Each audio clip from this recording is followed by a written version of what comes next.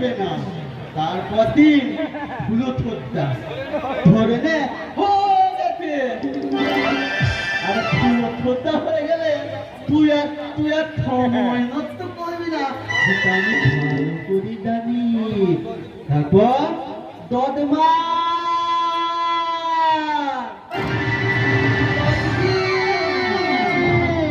ঘুরতে না ঘুরতে মা মা বাচ্চা ঘোরানো হয়ে গেছে।